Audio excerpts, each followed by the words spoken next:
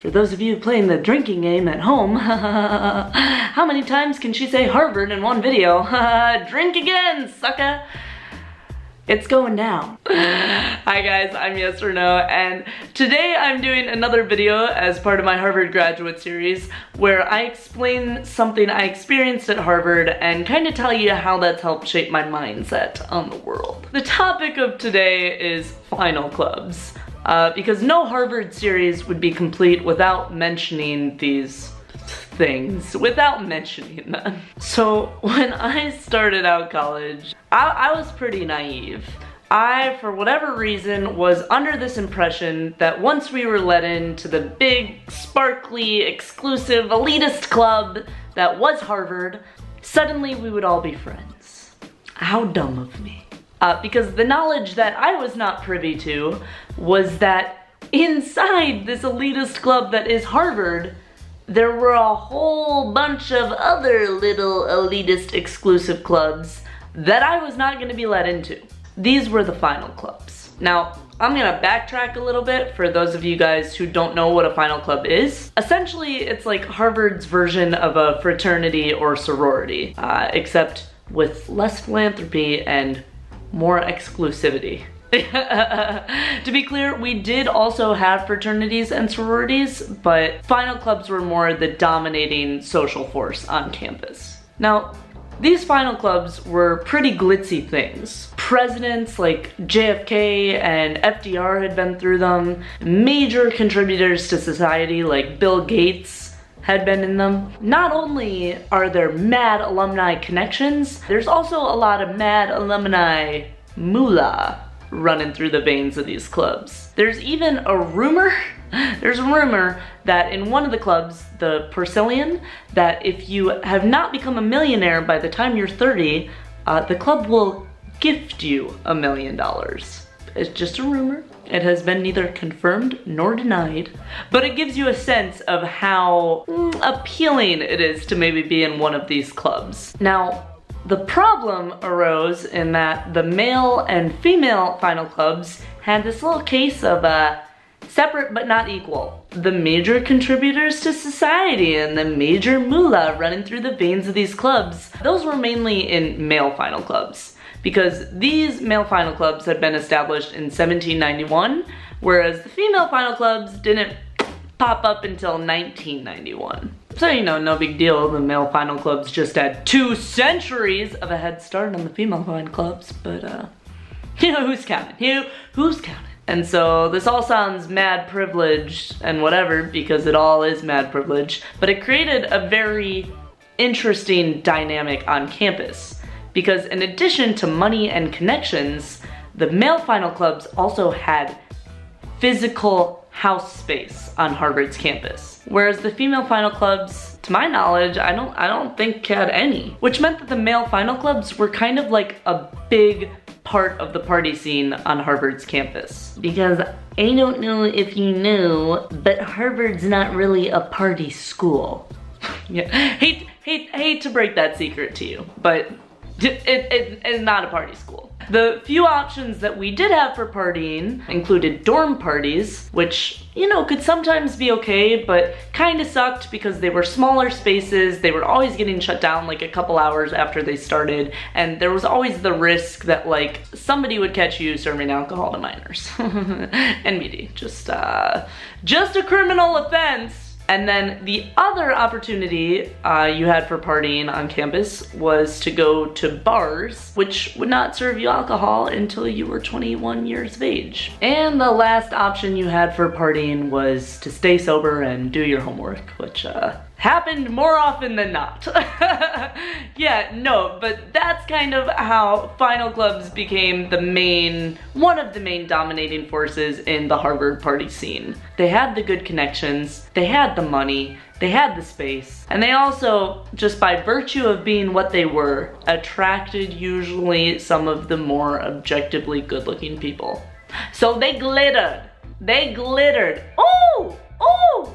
Ooh! And I was to find out how all that glitters is not gold. Let's take a brief pause break and just remember that my opinion here is only one of like 7,000 that were going through the school with me at that time. So if I happen to speak something, just know I'm not representative of every single person in the school. People had different opinions. Okay, Rigo. Whew!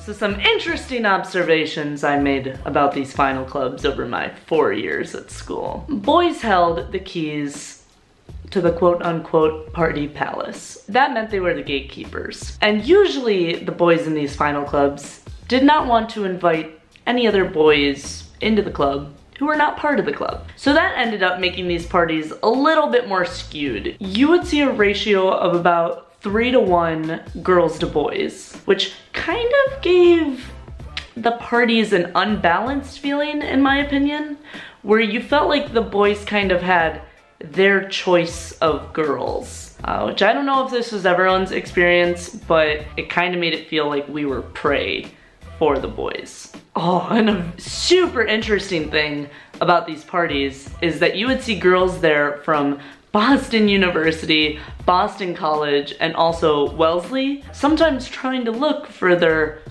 Harvard husband. Like, there was actually a group that called themselves the Harvard Hoochies, who said on Twitter, and I quote, "We are BU biddies, hooching and husband hunting at Harvard final clubs. We ward off RUHGs, random ugly Harvard girls, frequently."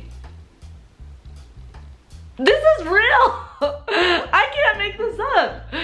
And it was so funny because as a Harvard woman, I was always like, yo, like, where's my busload of BU boys? Oh man.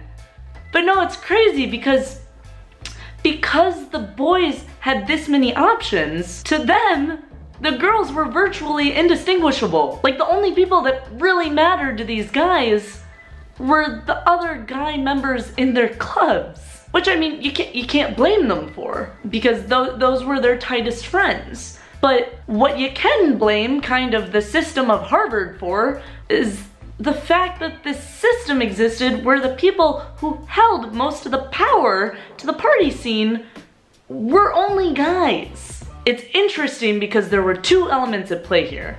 There was an element of exclusivity that you saw from, like, guys not being let in, but then there was also an element of, like, sexism, because the only people who had the choice of denying people entrance were boys. The hard thing about talking about this is that nothing about it was super overt.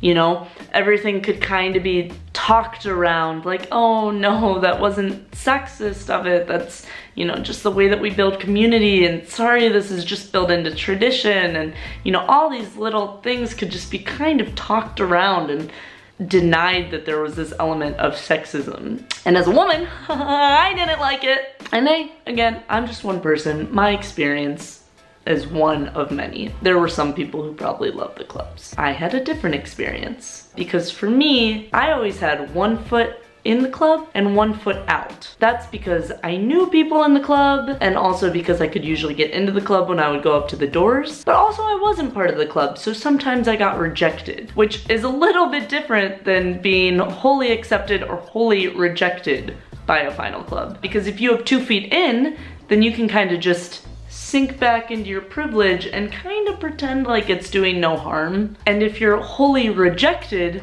then holy cow, yeah, it hurts, but it's kind of like pulling off a band-aid in one fell swoop.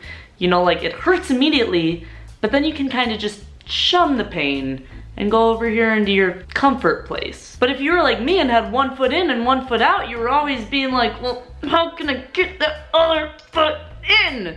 And always, like, trying so hard to be a part of something that you clearly were kind of not part of. It took me a little over 2 years to realize that that final club scene was toxic for me, which is kind of funny because that moment in time was kind of paralleled by the Harvard administration putting pressure on these clubs to go co-ed. And then in the ultimate no girls allowed gesture, the male final club started threatening legal action if they had to merge with girls. Yeah, but no, it was right around that time that I really started internalizing that quote. The one that goes, never chase love, affection, or attention. If it isn't given freely by another person, it isn't worth having. And that's not to say I don't strive for things that I might be rejected from, but that is to say in situations where it should suffice to be just myself, like for example in love and in friendship, I try and surround myself with people now who fully accept me, and I distance myself from those who do not. It's one way of doing things, so. Take it from the girl who had to attend one of the richest colleges to realize that sometimes all the glitz and glamour and glitter of the world is not gold. Even if it's at Harvard and gets $1 million by the time it turns 30. Holy cow. One more quick note before I go. I realize all of this information that I tell you is coming from a very privileged position. I don't want you guys to think that I forget that privilege, but I'm just trying to share some of what I learned from Harvard with you guys, because I think it's a very cool extreme to learn from, and I think we can draw a lot of conclusions based on it. So that's it. Okay, that's it. Now I'm officially done. I'm Yes or No. You can subscribe down below if you want to. You can support me financially on Patreon if you are so inclined, or if none of that suits your fancy, maybe just leave a comment. I'll catch you on the flip side on Skillet. Peace.